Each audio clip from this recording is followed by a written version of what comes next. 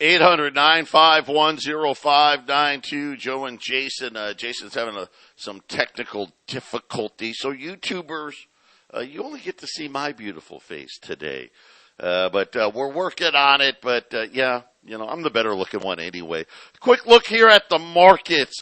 Gold is down about $6 right now, $19.92. Gold's had a weird day today. It's been as high as 2015.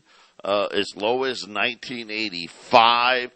And again, I expect it to just hang out in this area.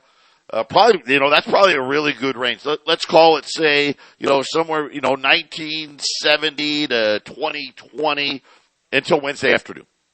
And then, after Wednesday's afternoon, when Jay Powell's press conference come out, if there's the pause talk that we think there's going to be, then get ready, because I think that's going to be the catalyst for gold to hit new all-time highs out there.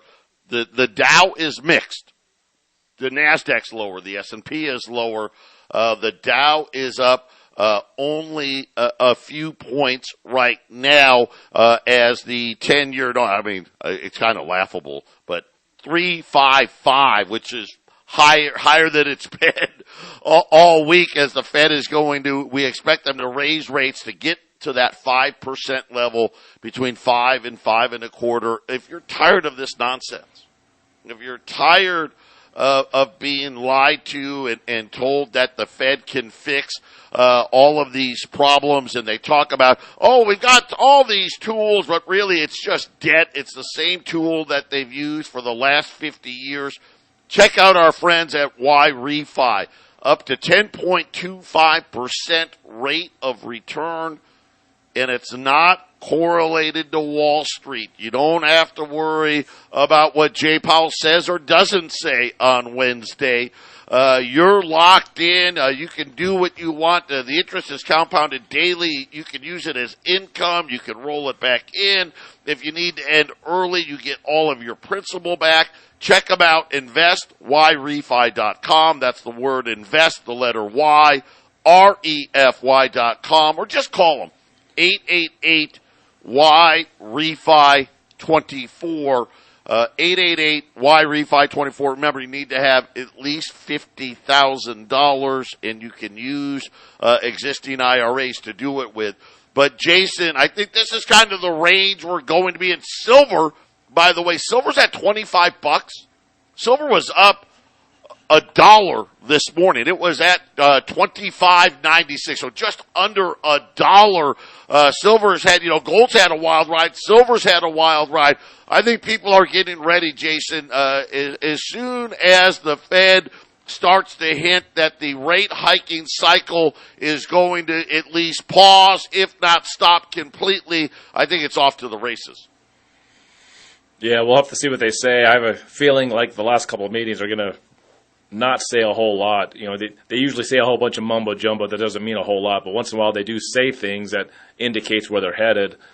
I have a feeling it's going to be a whole lot of mushy maybes, maybe this and maybe that, and it's always, we'll have to look at the economic indicators to make a decision. Kind of what they always say. But I think you're right. They'll raise the rates another quarter point. But maybe you're right. Maybe they'll indicate. Maybe this will be the important part for everybody in the financial markets. Yeah, this looks like it might be the last one. We'll see if they actually can say that out loud. We'll see. We'll see. Yeah, I think they won't say it's the last one. I do think they'll hint that it may be appropriate to pause, right? Because they'll give some. There's a lagging effect, and we're now at this rate where at least with our PCE deflator, it's in the high 4s. We're now at 5, so we're above that number. And I think that's what they'll do. They won't say it's the last one, but I do think they'll open the door for a pause. But I had a customer send me this, Daniel Amerman. He's one of these guys. He does I'll call it a blog or what have you. But he was saying, he made some good points about the Fed. Because the easy answer is, hey, with a few strokes of a keyboard, the Fed prints money out of thin air. Right? That's kind of, you hear Jason and I, we've said that really technically that's not what they do. They really print debt out of thin air. That's an important distinction. And one of the ways that they do it is they used, especially when you think about when they started quantitative easing again. Remember, the balance sheet was, a little over $4 trillion, and then we went almost to $9 trillion. The Fed added $4.8 trillion worth of debt to their balance sheet since 2019, and a lot of it was done, believe it or not, through our deposits. Of course, we don't own the money anymore. Yeah, the Fed basically was creating the debt using the deposits that it was excess. And of course, remember, one of the great things, the government was sending everybody checks. So there was deposits, the deposit levels shot way up. And the Fed used this little tool, Jason, to essentially use that as a way to borrow and then lend it back to these banks in a different form. Well, guess what? Deposits aren't going up anymore. It's going to be a much harder trick for them to pull off in the future. I agree with that. They had a problem in 2008, and it was the banks were insolvent because of bad mortgage investing. But so when they pumped all those trillions of dollars into different countries and into different banks, it didn't have the inflative situation we have now because it didn't really go anywhere. It just sort of solidifies big institutions. When 2019 happened and the repo market was showing that somebody or multiple somebodies couldn't take care of their business on the banking side, then suddenly here comes coronavirus, just blows right on through, and they print 40% of the money that's in circulation today was printed in 2020, going into 2021. That was put into general circulation. That was sent to people, that was sent to institutions, businesses, and that's why we have the inflation we have today. That's why it didn't happen then and it happened now. So if you're a gold buyer and you're like, well, I remember what happened in 2011, and then I had to wait years for it to come back. That's not the same situation. This is totally different. And look at how many times gold is popping into the 2,000 territory, coming down, popping back up, coming down, popping back up just the last couple of years. It's showing that, there might be some paper sellers out there trying to keep gold down, but it's, as we know with these massive premiums, the physical price is just saying, you know what, the paper price can go get stuffed because this is what it costs to get an ounce of silver. $44 for a silver eagle, Joe. That's how many dollars? $19 over spot. And Joe doesn't like it. He's like, well, this is unfortunate. It's unfortunate because people look at that and they get afraid to buy, right, Joe? They're trying to tell you not to buy, right, exactly what Joe? they want, right? That's exactly what they want you to be. 800-951-0592. Joe and Jason will be back right after the break.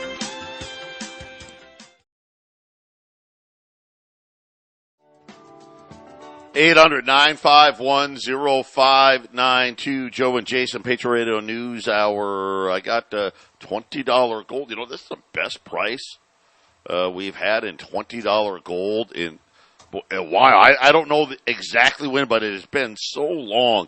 $2,450 right now. That's $35 less than what it is currently. So it's a great savings. 2,450 U.S. $20 gold pieces at 800-951-0592. As we learned that not only did the FDIC have to take a $13 billion hit, they're going to loan J.P. Morgan $50 billion, and J.P. Morgan takes over the deposits. And like I said, $30 billion of the deposits were from those banks. Somehow they needed $63 billion for $70 billion in deposits. Something is not right at all, and it's going to be very interesting how this all plays out. And we're talking about the realities of the FDIC, right? That they do have a $100 billion line of credit with the Treasury Department, an emergency. Of course, Right now, as I told you, really, they're down to about $50 billion. Now, we're at the debt ceiling, so right now, here's the bad part. If anything really bad happened, right, I don't know that the Treasury could even loan them $100 billion, right? Because then they'd be out of money, right? As of right now, no one's really sure when we're going to hit the limit. Tax receipts have been coming in very slow. So, people thought that they could go till September. They can't. Now everyone's guessing worst case scenario, early June. I don't think so. I think my guess is sometime mid to late July, we're going to hit the debt ceiling, but we got to assume it's going to get raised, right? Because, that just makes a lot of sense. But that's it. There is no other money there, for the bailout of these banks, if and when they're going to be needed. And then, Jason, look, let's not forget, at the same time, the world is de-dollarizing, right? I mean, every week now, some other country in the world says, you know what, that's it, we're done. We're going to trade in renminbis with China. And just last month, for the very first time ever, more people traded it with China in cross-border transactions in renminbis than they did with U.S. dollars. And it was the pace, right? $100 billion less in a single month. And Jason, that puts even more pressure on the debt, right? Because here we are, we're in the situation where we need to keep printing and keep printing and keep printing. Now deposits are going down, which, okay, that's a lot less buyers of debt. Now at the same time, countries are saying, hey, we need less dollars, right? We don't need to hold that many treasuries. Jason, this is really, you can see the storm brewing. And I'm not as assuming as you are that they're going to raise the debt limit right away. I think it will happen, but maybe this is something that pushes into 2024. What if they don't raise the debt limit? I mean, we're in a place where deposits are lower. We know the Fed is now tapering, or they've been tightening, right? And they're raising the rates yet again on Wednesday. And I don't know what the end goal is. Where do they want this thing for sure to go? But right now, everything's about tightening and tightening and tightening and less money and less money. So maybe the debt ceiling doesn't get risen in June or July, and this thing gets pushed into the election cycle of 2024 and becomes a big football for that election. And the crashing and burning of the job market and businesses and the commercial property and all this stuff really comes to a head later this year into next year. So, Joe, I get the feeling the debt ceiling maybe doesn't get raised right away. They got the Republican Congress to stop it, right? Well, they have to raise it because they're going to be out of money. We'll go into default. Now, to your point, they may just say, hey, we're going to raise it until December 31st, right? In other words, we won't even give it a dollar value. We'll give it a time. Right now, obviously, the Republicans were willing to raise it $4.8 trillion, but they, all these stipulations that came with it, the Democratic Senate was like, no, not doing that. So at some point, whether it be early June, middle of July, whatever that date is, they're going to have to do something or we'll be in default. In other words, the Treasury's checkbook is empty. There's no more money. They can't write another check if they don't raise it. But to your point, Jason, this could be something where they just raise it a few months at a time, 6 months at a time, and let this turn into an election problem. Well, they've not raised it immediately before in the past, so they just start shutting things down, right? The government starts to shut down. That's where we're at now. We're already doing that now. So the Treasury's not putting money into the pensions. They're spending all the excess money. Matter of fact, they're taking money out of the pensions and using that. So they're right now in what we call emergency measures. And again, with tax receipts falling, all of a sudden now they're going to run out of money a little sooner. So this is a drop dead number. So in the next, let's say, 6 to 8 weeks, something's going to have to be done. Isn't that when Fed Now starts? Is it in July? That is when Fed Now starts, right? Right at that same interesting, right? Uh-oh, did we just connect the dot? I don't know. 800-951-0592. Patriot Radio News Hour. Final segment coming up.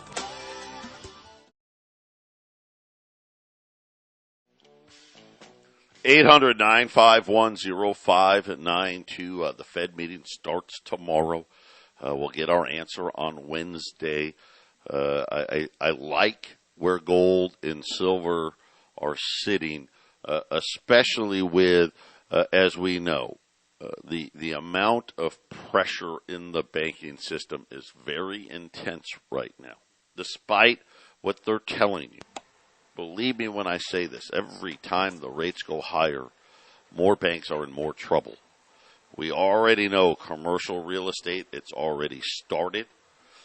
We're contracting the money supply, the de-dollarization, as we just talked about. Now deposits are falling, right? These are all bad indicators, right? These are things, and why I think they're going to use the pause, because we need time now to let this stuff work out, because they already know. They already know what's coming. We heard from McDonald's last week. Their CEO said, all of a sudden, people are ordering less. We got the same comments over the weekend out of Chipotle. And I forget, it was somebody else too. They were saying, hey, all of a sudden, the consumer, they're spending less, right? They're not getting the extra guacamole. They're not getting the side of chips. They're not ordering a drink. Jason, these are all very, very big indicators. We know about Bed Bath & Beyond. Looks like that is a liquidation. Now Jenny Craig, the weight loss Jenny Craig, they had 500 locations in the U.S. They're going to be shutting all of those locations. And Jason, I think it's early, but it has definitely started. And I've noticed, personally, when I'm purchasing things, the shrinkflation's been really crazy. The same price with less stuff in the bag. When you talk about how many units did you sell, well, if you sold, a million 16-ounce units, now you're only selling a million 8-ounce units or 12-ounce units, Joe. That shows a lot less being purchased also. It's shrinkflation's the one that most people get when they're looking at it, but it's really easy to slip by people. And it seems like all these packages and boxes and things are just, they're just getting a little smaller every day. So I think that's kind of what you're seeing with Chipotle too. It's you go there and still eat, but you're getting way less stuff. To me, that's another version of shrinkflation. Just you're getting less to keep the cost down. Yeah, and again, whether it's shrinkflation, whether it's just, it's the rising cost of everything. When we look at, we had some ISM data out today. And again, it just screams the same thing, which is slow, but yet price pressure, right? That's the classic textbook definition of stagflation. And I think this has become, it's really starting to become fully entrenched here. And I think, again, like I said, I don't think the Fed and Jay Powell, he lacks the courage. He's not Paul Volcker. And I'll be shocked if Wednesday goes anything other than them opening the door for an end to rate hikes. Well, a pause to rate hikes. But I do believe he's still going to try to talk tough and say, hey, don't look for us to lower rates. Yet all the real good economists out there are saying, yeah, they're probably going to have to lower before the end of the year. Yeah, we'll see. The July seems to be a looming month now. You got Fed Now, and you got debt ceilings, and rate hikes or rate declines. I think that July will definitely be hey, should we lower them? That could all happen in July, Joe. All of it could be then, and where it's gold's going to be then. Get in it now. $20 Liberties, $2,450 at 800-951-0592. Jason and I are coming back with the half-empty cup.